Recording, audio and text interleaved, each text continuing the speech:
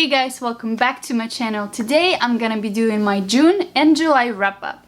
I don't know how many of you have noticed, but I skipped my June wrap-up like it never happened. In the month of June I did my 24-hour reading vlog, and in that vlog I read 5 books, and those are the only 5 books that I actually completed in the month of June. I know, like, what? But pretty much for the first part of June I was reading Elantris by Brandon Sanderson, and I'm like in the middle point. I stopped for a second because it was a little bit overwhelming and I don't want to like rate the book low because I was just not prepared for it, so I took a break from it. And after that readathon I kind of fell into a reading slump, so I didn't really read any more than that reading vlog. So I'm gonna talk about those books today. So as I mentioned, I read 5 books, and there's a lot of non-fiction and memoir here, so let's talk about them. The first book that I read is Pictures of Hollis Woods by Patricia Irela. This is a story about this girl, Hollis Woods, who was abandoned by her family, and she's kind of spending time going between guardian to guardian, and she has a really hard time adapting to each new family, and she loves each and every one of them, but for some reason or another they just don't work out. And she's also a painter, she paints pictures, and actually the book is told in her like painting pictures of what have happened. This is like almost coming of age story of this artist who is trying to figure out herself, her future, her art, her passions, and yes. So even though I really like the topics that were discussed in this book of her coming of age, trying to figure out what kind of artist she is, what she has to do with her future, it was still a really short middle grade that didn't go as deep and as detailed as I wanted to go, so I gave it like 3.5 out of 5 stars. It was just okay. Then I read a memoir. It's called Hole in My Life by Gantos.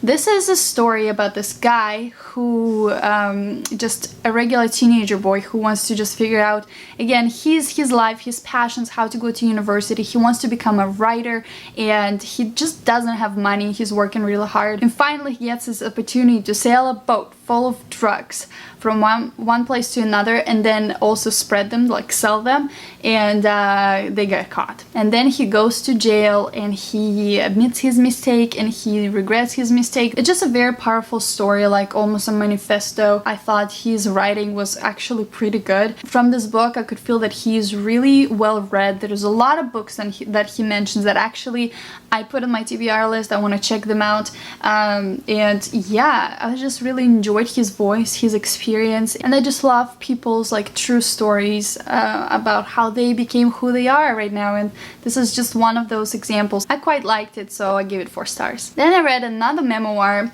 Grace and Bylin Cox. This is a story. This is so bright, by the way. I'm so sorry if it's reflecting so much, but this is a really short memoir that covers the events that happened like in one day.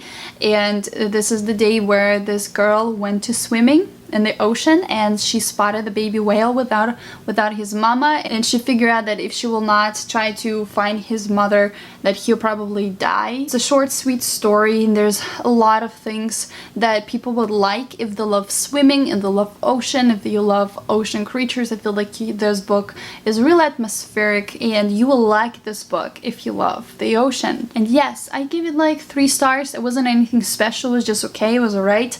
And yeah. Then I read a mystery thriller, Raven Black by Anne Cleves. This book was part of my last chance books, that the video that I did like in the beginning of February or something, and I said that if I'm not gonna read this book this year, then I'm gonna have to unhaul it without giving it a chance, because this is just the book that I'm not really interested in reading. So I thought this is a great book to pick up, just, you know, to read in one day, which I did not finish in that vlog, so I finished it later in June.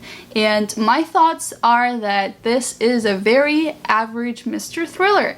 I think people who never read mystery thrillers ever in their entire life will actually may enjoy this one a lot. Anne Cleves' writing was actually pretty good, and I really loved her writing. It was really nice, poetic, and there was nothing wrong with it. But just the story itself, like who is the killer and stuff, like I could see it from the beginning. It wasn't a big mystery to me, so I couldn't enjoy it. It didn't give me the thrills that I hoped for, but I could totally see how people who never read mystery thriller will enjoy this one. So 3 stars from me, just an average one. The last book that I read in the month of June is The Great Gatsby by F. Scott Fitzgerald. I was really excited to read this classic. I watched the movie like a few years ago and I really do not remember much. And I went to this book pre-blind, like I really don't remember anything. Overall, I enjoyed the book. I wouldn't say I loved it, but I definitely enjoyed, especially the ending when all the like resolution, when drama happens. My critique to the book is that it's so short. I didn't have the time to feel for the characters, to fall in love with the characters. Everything was happening so fast, you know, they have a dialogue, they have a conversation, and ta-ta, next scene. And I'm like, so what? I rewatched the film after I finished the book, and the film is like 2.5 hours. Which is incredible. I think that's the only case where the film is actually longer to watch than read an actual book. I totally see why people love it so much, and yeah, 4 stars from me. The Great Gatsby, it's pretty good. It's not great, but it's pretty good. By the way, if you're wondering what's wrong with my hands, I'm dyeing the carpet and my hands look scary. Do not fear for me, they're just stained, okay? They're gonna be stained for a few days. Do not fear, just carpet dye. Let's now talk about the books that I read in the month of June. June was still a very messy month for me. The whole summer usually flies by and I read almost nothing. Compared to my previous years of reading, I really, from the month of April to September, I read close to nothing. So I'm not gonna punish myself or beat up myself too much because you know what? Summertime is just not a good time for me to read. It's too hot. I want to just go out and be outside with my dog, swimming and hiking, and not sitting inside and reading. And the first one was The Wife Between Us by Greer Hendricks and Sarah Pekkanen. Oh boy. I give this book 4 stars. I really wanted to love it. It started off so well. This book is actually separated in like 3 major parts, and after every single part there's like a big reveal or like a plot twist that is like supposed to, you know, blow your mind away. So the first plot twist happened and I'm like, oh my gosh. What? This is cool. And then okay, keep reading. The second plot twist happened and I'm like, oh, it could be happening. This is cool. This is great. I couldn't guess any of this happening, so it was really good.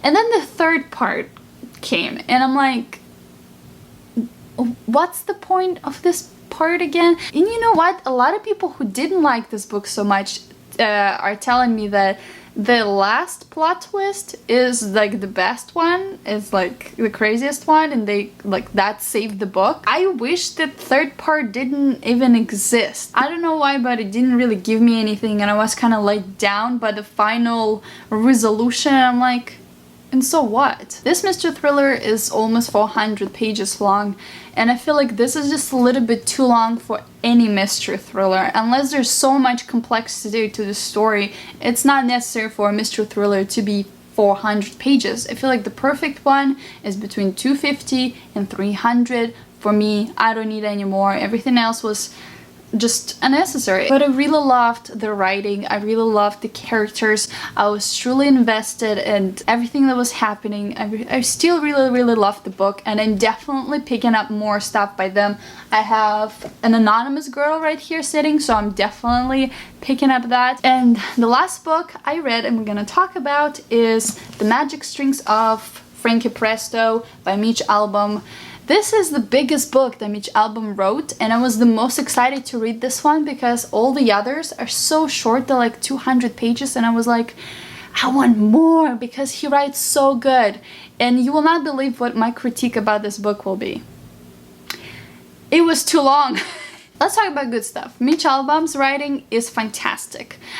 This book is following this guy, the Spanish guy who was born, and he is a great guitarist. He plays guitar so well, and it's just his life story, how he goes and affects people with his music and people affect him, and he just becomes this wholesome guy. This book is told of a narration point of music. You know how the book thief, the narrator is death. The same concept applies here, but the narrator is music, and that was a pretty interesting thing for the author to do. But I really loved what kind of conversations were about music and how it affects us, it affects other people, how we can affect other people, and it's just like incredible things were said in this book. For example, I really want to share with you a quote that I really loved. It's actually in the beginning of the book, so it's not gonna be like a big spoiler or anything, but I really loved what it said. There's a reason you glance up when you first hear a melody or tap your foot to the sound of a drum. All humans are musical. Why else would the Lord give you the beating heart?